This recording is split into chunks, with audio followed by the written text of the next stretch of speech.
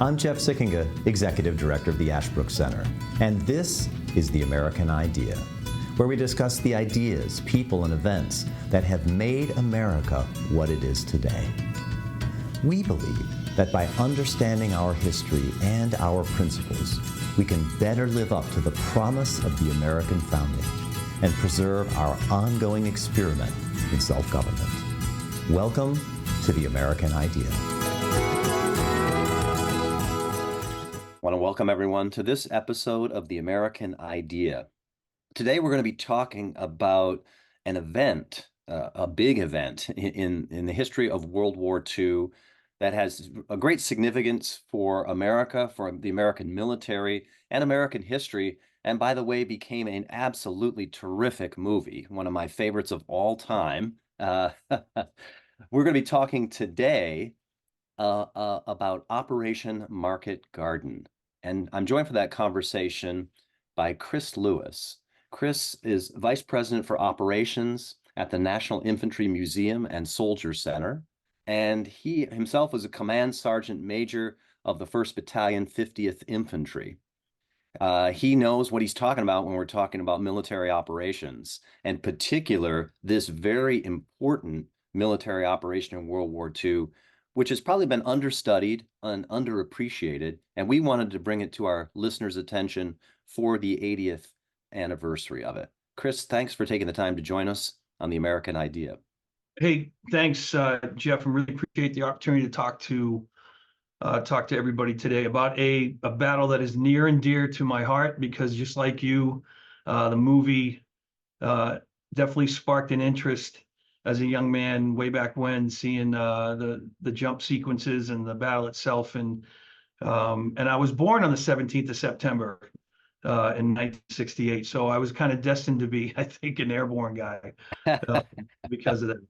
Well, all right. Some of our listeners, as you know, we have historically minded folks who are listening, but even historically minded folks may not know what Operation Market Garden was, or if they've heard of it, they don't know a lot about it. Just take us back to that time in World War II, the year, the context, why Operation Market Garden?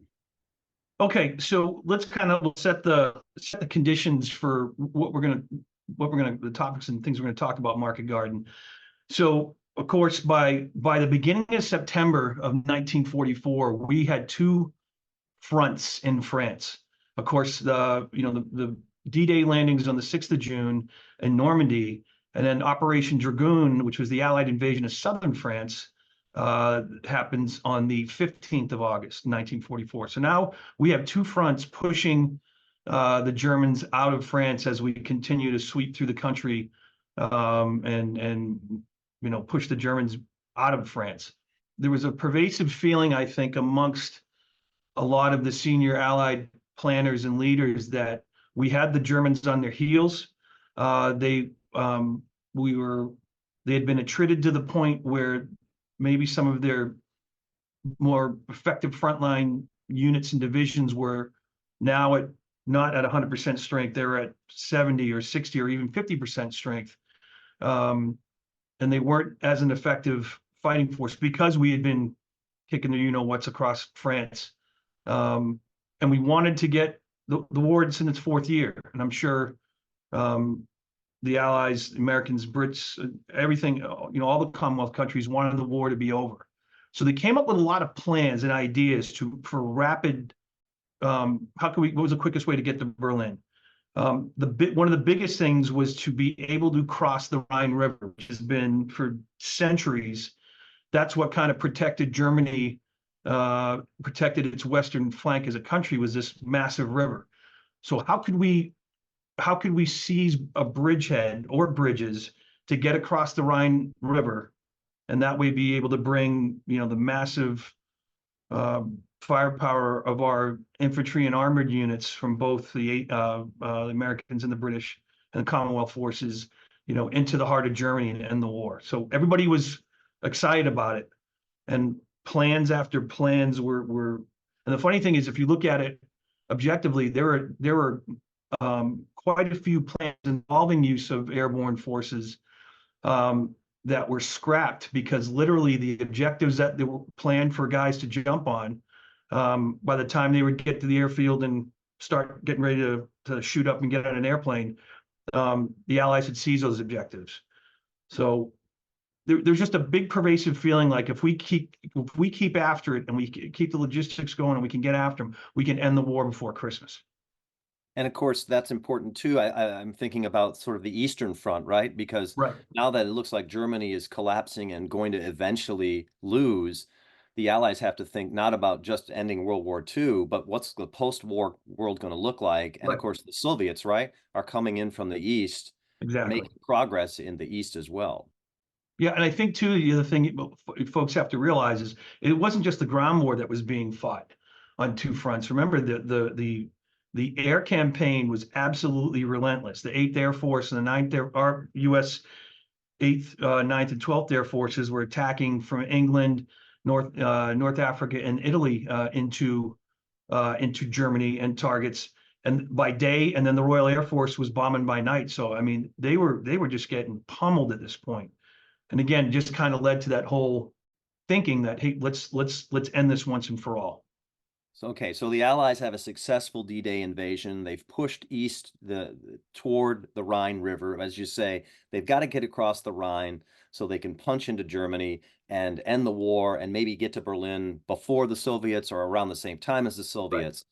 And they think, hey, and we can do this. So Operation Market Garden, who comes up with this and what actually do they propose? So Market Garden was actually there was some plans. It's kind of based on what was previously known as Operation Comet, and Comet wasn't approved for a myriad of reasons. And Operation Comet was supposed to be conducted on the 10th of September. Operation Comet very quickly became Operation Market Garden, and really the author of that entire operation is Bernard Montgomery, who is commander, Sir General Bernard Montgomery of the 21st Army Group. This was his brainchild, and they literally came up with the plan on the 10th and they executed on the 17th. It was to be the largest airborne operation seen yet of the Second World War. In many cases, it still is in the history books, although Operation Varsity in March of 1945 is the largest single-day airborne operation. Market Garden is the largest operation conducted over a series of days, just the amount of men, material, equipment, aircraft, all that kind of stuff. So the base plan of what Market Garden was going to be is that the first Allied Airborne Army, which was led by Lieutenant General Louis Brereton, was chomping at the bit to get into the fight, and that was basically utilizing the British First Airborne Division, the 82nd Airborne Division, the 101st Airborne Division, and the Polish Independent Parachute Brigade. They're going to seize a series of bridges across a 64-mile salient into the Netherlands, with these bridges, seizing these bridges with the actual prize being seizing the bridge across the Lower Rhine in Arnhem. And the deal was the paratroops would jump in, seize these key bridges, and then the British Second Army, made of 7 Corps, 12 Corps, and 30 Corps, with 30 Corps being the vanguard, would literally drive up this route, crossing each of these bridges to get to Arnhem, get across the bridge, and into Germany. Now, bold plan. I mean, bold plans, a lot of bold initiative is what kind of makes things happen, especially in combat operations. But the fact that the road itself was a 2-lane road, and you're moving, and I did some little bit of math, they were going to move basically about 10 divisions worth of vehicles on a 2-lane road, 64 miles inside enemy held territory. So for our listeners who aren't military people, 10 divisions, how many soldiers are we talking about? So for British, but best guesstimate, your typical armored division for the British Army would be anywhere from 8 to 10,000 soldiers with their vehicles, weapons, and equipment. So you're talking about a massive amount of vehicles going up in most cases, a 2-lane road. And just think of things, the logistics of fuel for those vehicles and feeding those men and ammunition and all that kind of stuff. So again, it was a very bold plan, but I think as a lot of us agree with the title of the book and of the film, it was a bridge too far. So let's talk about that a little bit. Bernard Montgomery, obviously a famous World War II British general, famous for being brilliant, and certainly famous for himself thinking he was brilliant. Right. Notoriously difficult personality. Yes. Tell us a little bit more about the author of Market Garden, Bernard Montgomery. So Montgomery's very interesting as a officer and leader in the British Army. He came from aristocracy, and he fancied himself like you said, he was probably his own number one fan, but he was always a competitive officer and wanting to be able to seize objectives. If he could finish a mission or accomplish or seize an objective before the U.S. could, he was going to do it. So there was that amount of rivalry, and you can see it very clearly during Operation Husky when the invasion of Sicily in July 1943, as him and General Patton raced across the island of Sicily to capture Palermo and Messina and the key cities. Montgomery wasn't too happy after it was in the plans for the invasion of Normandy. One of the things agreed on before that is at some point Eisenhower was going to assume control of all Allied forces in the European theater. And when he did that in the summer of 44, Montgomery really didn't like that. Montgomery thought he should remain in command of everything, but Eisenhower was the supreme commander for all Allied forces. So there was some friction there. There was also, he thought he should have the priority to lead the attack against Germany and to end the war. And an interesting point that I realized reading last night was there was an article I read where Churchill was very clear to Montgomery at this point in the war that he should do whatever he can do to get the war over sooner rather than later. Because remember, at this point, the entire Commonwealth, all the Commonwealth nations, the United Kingdom, had been fighting basically since September, since 1939. And if Great Britain was going to remain great after the World War II was over, they need to have people. They need to have men that were able to do that. So there was a lot of pressure on him, I think, between his own kind of cocky attitude that everything he does is perfect, and then pressure from Churchill. Very, very interesting. Brings out a very interesting leader for the British forces during this time frame. So how does as you said, the Operation Market Garden starts on September 17th, I think you said, and Yes, but sir. the plan is created in September 10th. Right. That's only a week. That's How in the right. world did the command staff, I'm assuming, for example, Dwight Eisenhower has to approve it or at least Right. be informed of it. How in the world does something that significant with so many troops and equipment and tanks and trucks and a giant air parachute landing, how in the world does that get approved in a week? Well, again, there were base plans. If you remember earlier in the discussion, I was talking about how there had been other plans previous to Market Garden that didn't go because they literally Allied vehicles overran the drop zones before they could get in the airplanes. So So, the so the basic Allies were already contemplating right, a massive airdrop right. So somewhere. the framework was there. What had to change, and I mean that's in my experience is in the 31 years I worked for the organization as a retired sergeant major and put my operations hat on, I mean, things change, intelligence change, units move, all that kind of stuff. But so you're not necessarily writing an entire new plan, you're just modifying an existing one. So the base framework and the other key thing was the logistics. They were launching everything out of England.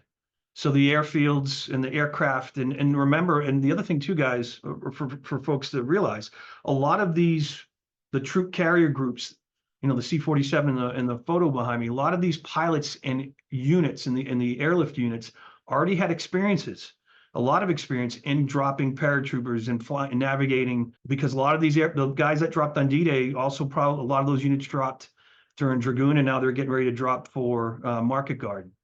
Now, the other key thing, this is also the first, well, I shouldn't say the first time, but it would be the largest daytime combat jump. Now we enjoyed aerial superiority at this point, so we knew we could cover the aircraft, even though it was a daytime jump. So that, that would bode well during the operation for a good concentration of the paratroops and gliders landing on the correct drop zones and landing zones near their objectives. So there was, but again, that framework was all there. So to be able to do it, I mean, it's still insane to be able to do an operation in 7 days, but they were able to do it. And Eisenhower was convinced this is a good move and maybe even a knockout punch or a body blow against Germany. And I think between a combination of that and then his forces that were already pushing through France, there's another discussion that comes up when you read about market guarding and the lead up to it of fuel was a big problem.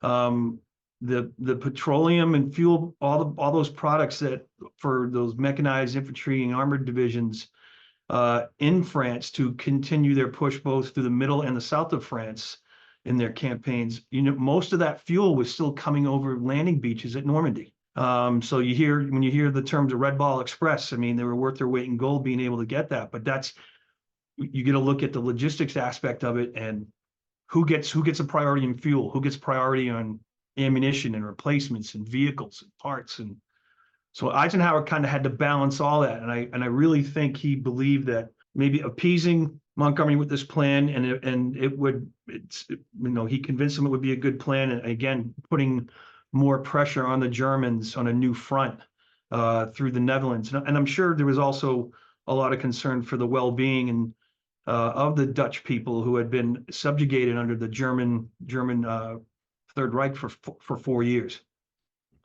All right, so let's talk a little bit more then about how Operation Market Garden was carried out. Okay, so the basic plan of Market Garden was going to be a two-prong assault. Market would be the airborne component of the operation, and Garden being the land component of the operation. So from a series of airfields in the Midlands of England, there was going to be a phased parachute drop on several different objectives in and around the cities of Eindhoven, Nijmegen, and Arnhem. Now, these drop zones would be situated near these bridges that needed to be seized in that 64-mile salient that I spoke of earlier. In the order of march as far as from south to north, with Arnhem being the northernmost objective. So the 101st objectives, they would jump between noon and 1300 hours around the cities of Son, Veghel, and Eindhoven. That's where their bridge objectives were. The 82nd Airborne Division would be a little bit farther north on drop zones near Grave and Nijmegen to seize those bridges. And then the British 1st Airborne, along with the Polish Independent Parachute Brigade, would drop for the key prize, which was the bridge at Arnhem over the Rhine River. Simultaneously, the Brits the 21st Army Group would conduct their piercing of the Dutch-French border with 30 Corps in the lead, with 3 divisions led by the Guards Armored Division, and they would begin their fighting their way up that 64-mile route eventually get to Arnhem. And the fact it was a daytime, like I said earlier, it was a daytime drop. They actually didn't really take too many casualties on the initial drop. There was some anti-aircraft fire and some aircraft were damaged and shot down. In fact, I know a guy personally that was, his name was Lieutenant Colonel Bob Chisholm, a friend of mine who lived in El Paso, who jumped into Normandy in Holland. But Bob said he was a young corporal and actually caught a piece of shrapnel when he went out the door of his C-47 on the 17th, which was a Sunday. Didn't realize it until he got on the ground. Real tiny piece, but he was like, "Hey, what's this blood stain in my arm?" And he's like, "Well, son of a gun." Wow. So we have simultaneously, you say, the 3 main drops for the paratroopers Right. At Eindhoven, Nijmegen, and Arnhem, and then we have 30 Corps leading the armored piercing to link up with all of Right. them. Just to give our listeners a sense of the scope of the operation, the airborne operation, you said it's the largest overall airborne operation. How many paratroopers dropped? So I'll put it to you this way. Each division, the 82nd and the 101st, had about 14,000 paratroopers drop into into their drop zones, again, near Eindhoven and Nijmegen. But remember, they also got glider troops. So they had about 8,000 glider troops combined between both divisions also land on objectives. Gliders is how you got your heavy equipment in, your Jeeps, your artillery pieces, generator sets. They had bulldozers and other heavy equipment. The Brits had a total of 12,000 go in at Arnhem, and about a third of those were also glider troops as well. So you're talking close to, 40,000 or 35 to 40,000 airborne troops going into those objectives at the same time. Before we continue with our conversation, I'd like to have one of our faculty members tell you about a special documents-based graduate program for teachers of American history, government, and civics. Hi, this is John Moser, chair of the Master of Arts in American History and Government program at Ashland University. If you are an educator who teaches U.S. history, government, or politics, our program may be just what you've been looking for. Our approach is to emphasize primary sources, since we think the best way to study the past is to read the words of those who lived it. We have a distinguished faculty made up of professors from both Ashland University and from colleges and universities across the country. And they're not there to lecture to you. We think it's better to learn through conversation about the documents. Ours is a hybrid program with two different types of seminar. The first are our week-long intensive in-person courses during the summers on the beautiful campus of Ashland University. The second are our live synchronous online seminars offered throughout the year. So if you're a social studies teacher and you're looking to deepen your understanding of America's past and its politics, please check out the Master of Arts in American History and Government program. You can do that by visiting tah.org/programs. It's amazing. I think some of our listeners are thinking, boy, this is 1944. Right. What's it like? And you've got that amazing C-47 behind you there. What's it like in 1944 to jump out of an airplane in a combat situation? So he during daytime too. So yeah, let's add that. right. So I've been blessed to have been able to jump from a C-47 a few times. On a side note, I'm a member of the World War II Airborne demonstration team out of Frederick, Oklahoma, and we have two of our own C-47s that we do demonstration jumps with. So think about riding in an airplane made out of aircraft aluminum for about 2 to 3 hour flight from England. You probably had some flak shot at you. The only thing separating you from, as you're getting ready to, just aircraft aluminum, there's no armor in the aircraft. You're probably carrying about 100 pounds of equipment with the parachute. Personal weapon, packing list, and then you're jumping things like they jumped bazookas, they jumped 30 caliber machine guns. Everything they're going to need on the ground would be jumped on them. The aircraft actually had bundles underneath, 2 to 4 bundles mounted underneath each aircraft, and that would have things like your heavier weapons, 81 millimeter mortars, the 75 millimeter pack howitzers, and additional supplies. So you can do a little quick math for your listeners. Your C-47s. Normally during peacetime, a C-47, if you were here at Fort Moore going to jump school in 1944, it carried about 23 jumpers. But most of the aircraft going into Arnhem and Nijmegen and Eindhoven, have maybe 18 to 20 jumpers on them, because there's this thing called fuel to weight ratio. So they knew those aircraft had to fly from England, drop in the Netherlands, and then get back. So how much weight could they put in the airplane and it still have enough fuel to fly that mission? So they don't go max capacity there, because again, each jumper is weighed down to the ounce, how much they weigh, and then the bundles, and so the fuel to weight ratio becomes pretty clear. But with that, so say you have 20 jumpers, so do the math. If you had 13 to 14,000 paratroopers, then the massive amount of aircraft that we were able to put in the air, I would dare to say, I just did a presentation on Normandy for the 80th, and I did some research, and I think for the 505th Parachute Infantry Regiment of the 82nd, my alma mater, I was in the 05 3 different times in my career. The 05, when they go into Normandy, I think it took close to 370 aircraft just to bring the paratroopers in for that regiment. So that's a base number.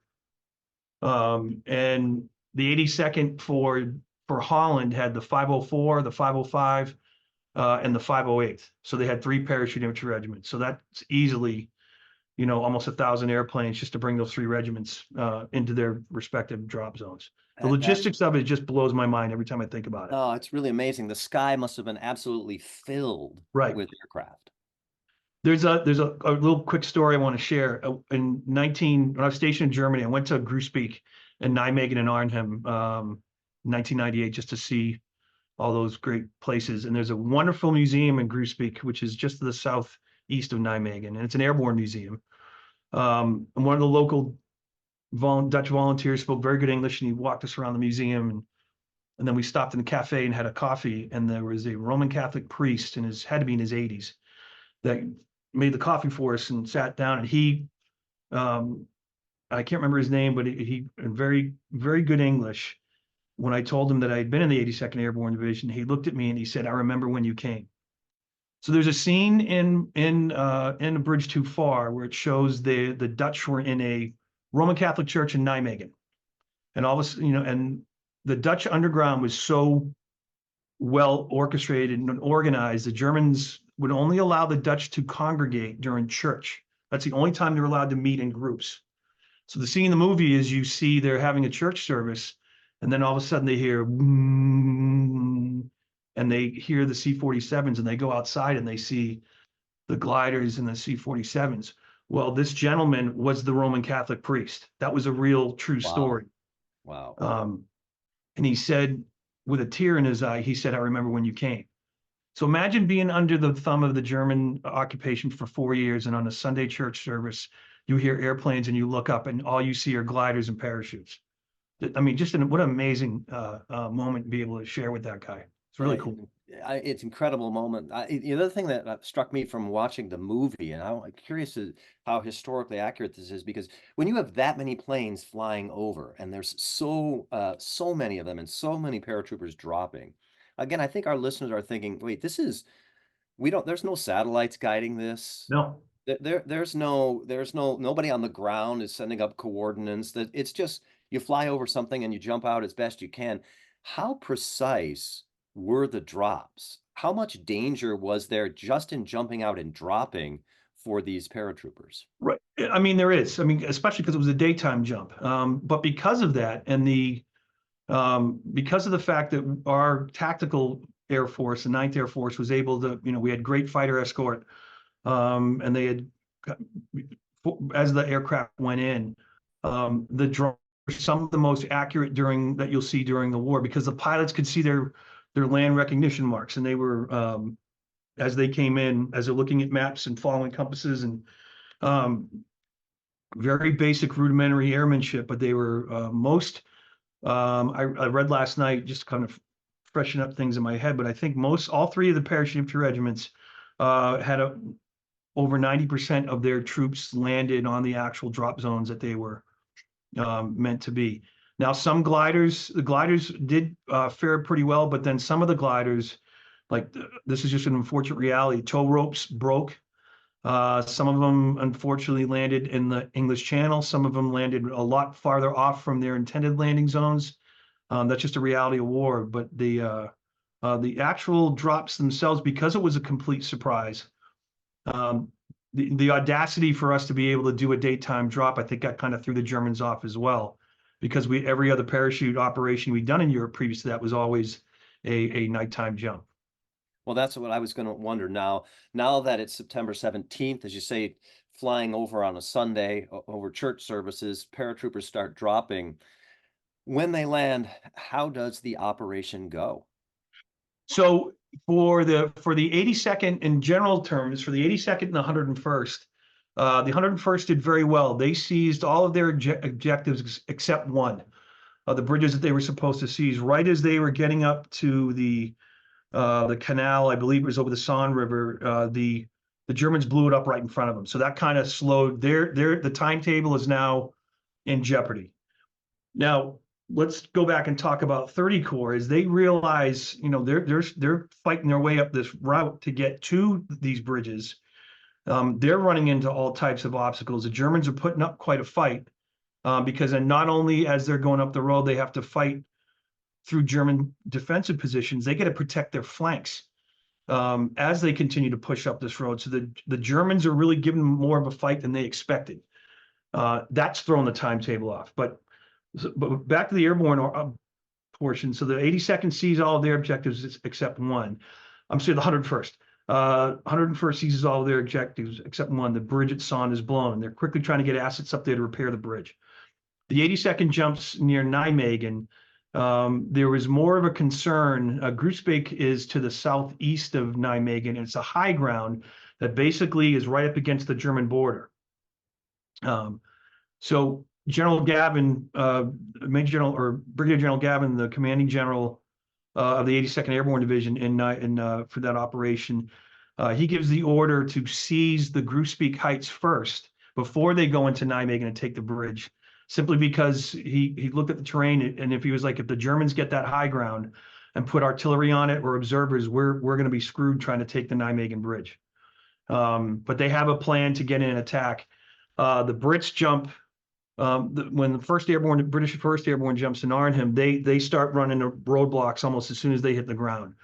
The closest drop zones literally were some of them were 4 to 8 miles away from the objective. They had a huge problem with the radios that they had at the time that didn't have the distance or the wattage to be able to talk between units. You remember this from the film. What the initial plan was is that the First Airborne would have 4 gun jeeps in a horse of gliders that would land, and they were going to race ahead to the Arnhem Bridge and seize it, waiting for the rest of the British paratroopers to march and get to the bridge. When the jeeps land, with gliders land with the jeeps in them, they got ambushed, and all the gun jeeps were either damaged or destroyed. So their timetable was off even before they even got anywhere near their objectives in Arnhem. So everything obviously had to work as planned or as close to planned as possible. Right. And as you say, at Eindhoven, it seems to be working. At Nijmegen, a little less, and at Arnhem, even less. Right. And that's, of course, the most perilous one because it's the farthest from inland, right? Exactly. From the Allied lines. The German response. You've mentioned that the British armor ran into more German resistance than they expected. Why was that? Were the Germans, was there an intelligence failure? Were the Germans just a bit more effective fighters with the forces they had? Did they have different forces than the Allies thought? How come the German resistance was fiercer? Well, I think, I mean, again, there's some great publications out here that and books that talk about this. But again, it goes back to that pervasive feeling that we had the Germans on the run, that they were constantly in retreat. We were constantly putting pressure on them, and they were giving up a lot of the land that they had seized in Western Europe in the early part of the war. And there were intelligence. I mean, there were big gaffes. I mean, part of the intelligence network on the ground for the Dutch resistance had reported that they had told them that what German units were in the area. They also did report some of there were estimates that some of those units were only at maybe 50 to 60% strength. And again, I just think in the vigor that Montgomery had to get this operation going, he assumed quite a bit of risk when it came to an intelligence analysis of not just how effective the German units were, but how many and what type were there. I mean, when you look at the German 7th Army, so Army Group B under Field Marshal Model is in the area, and the 7th Army that has the 1st SS Panzer Corps. Now, the 1st SS and 12th SS divisions were at 50% strength, but there's still two Panzer SS divisions. Not to mention they had the 9th SS, 10th SS, which are almost at full strength, and the 6th Fallschirmjäger Regiment, which was a German parachute regiment. That's still a lot of guys that can pull triggers and have guns and tanks. I just think I'm assuming these are I'm assuming these are battle-hardened troops. Yeah, absolutely, absolutely. And I just think we vastly underestimated the fight that they were going to put up at this part of the war.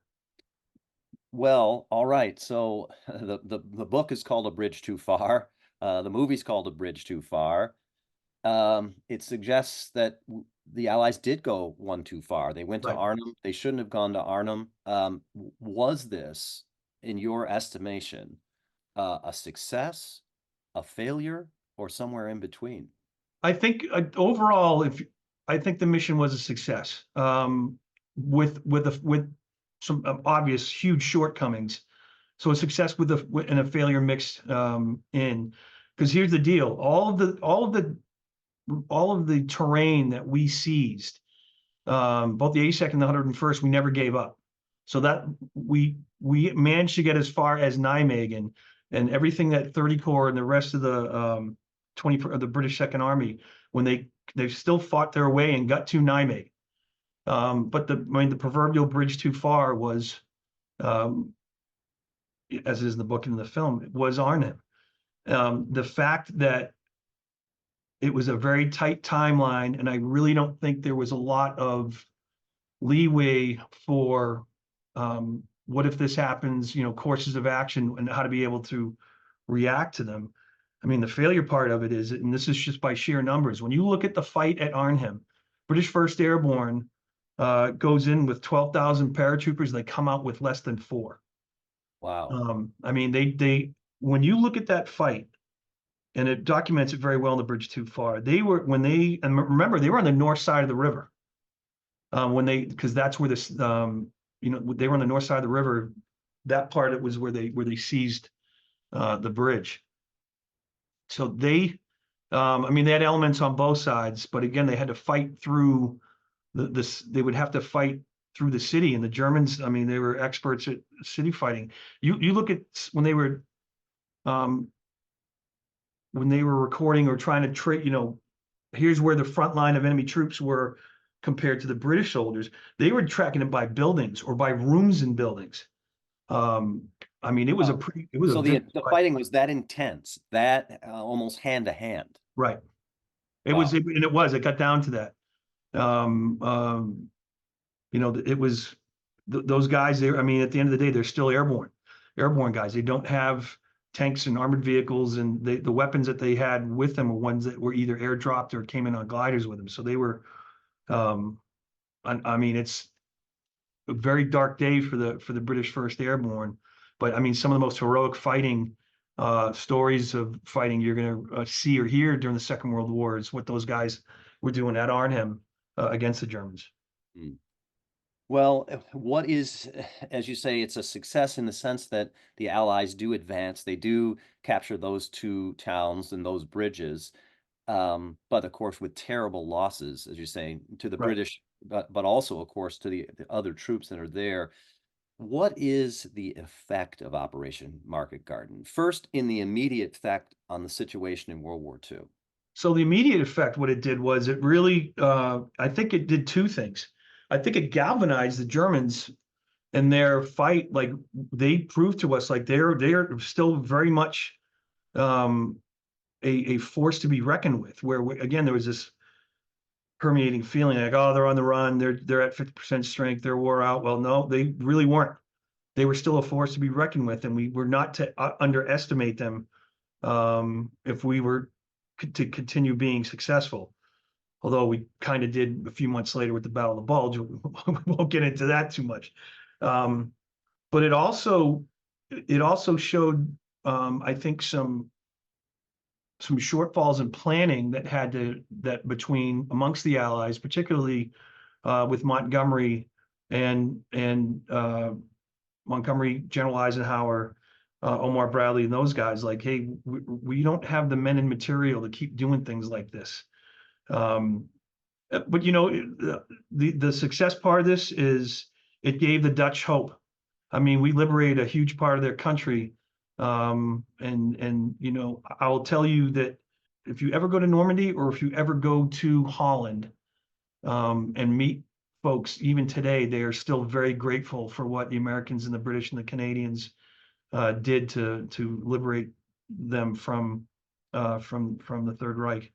Well, when I was same trip on Nijmegen, I was taking a picture with the Nijmegen Bridge in my background, and my ex-wife was taking the photo, and a car stopped, and they're just young kids, and they pulled up and they said, "Oh, are you Americans?" And I said, "Yes." And they said, "Thank you," and they drove off.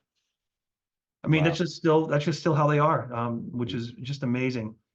And that really is amazing, the kind of lasting moral effect of it. Yeah. Tell us a little bit more about the enduring lessons that the United States military learned, or more broadly, the political lessons from Operation Market Garden?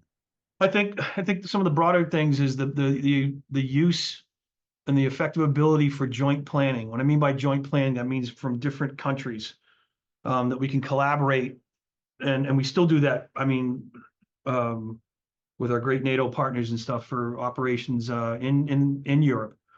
Being able to work towards a common objective with a common goal, and not kind of splinter off into separate things. That being able to do things collectively, especially during combat operations, is the best, is more effective than doing it by yourself. It also highlights that at the end of the day, it comes down to the fighting abilities of those individual soldiers and paratroopers and glidermen. Training is always going to be number one. It's got to be tough. It's got to be realistic. It has to be day, it has to be night, and be able, so that they're able to react to anything that's put in front of them, no matter what the enemy throws at you. Well, that amazing. It sounds exactly as you say. Operation Market Garden is kind of a study of planning, of strategy, but maybe ultimately of courage and of heroism, Right. of infantry soldiers. One of the other stories, this is kind of a funny story. Again, I mentioned Colonel Chisholm, the gentleman I knew in El Paso that was in Market Garden. So he was part of a patrol in the city of Nijmegen, the south side of the bridge. There's a traffic circle, and it's still there, where many of the roads from Nijmegen come to that traffic circle, and that's how you get onto the Nijmegen Bridge. And there's some 4 or 5 story apartment buildings around that. Chisholm was a corporal, and he had taken a few guys on a patrol to go up and see what the Germans had for defensive positions in and around the traffic circle. Well, the Germans had an 88 millimeter anti-tank gun in the middle of the traffic circle, and he could see German machine gun positions all in the roofs around the traffic circle. So he was like, okay. Turned around and started very quietly. They were moving back. Well, another patrol came up from a different company, and a guy named Angel Romero, who was also from El Paso and was good friends with Colonel Chisholm.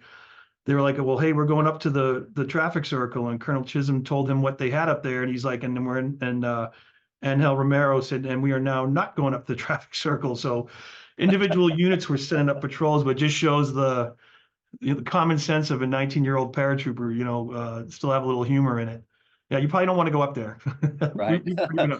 Amazing to be able to find humor in that kind of tough situation. Yep. Wow, Chris, this has been a fascinating look into, well, something I think that a lot of our listeners may have heard of, but not known nearly as deeply, the richness and the importance of Operation Market Garden. Chris Lewis of the National Infantry Museum, thanks for taking the time to join us on Thanks, guys. Appreciate the time. I hope you enjoyed it. Thank you for listening to this episode of The American Idea. If you enjoyed this episode, remember to subscribe at Apple Podcast, Spotify, or wherever you get your podcasts, and leave a 5-star review. If you want to learn more or get involved in Ashbrook's vital work, visit our website, ashbrook.org.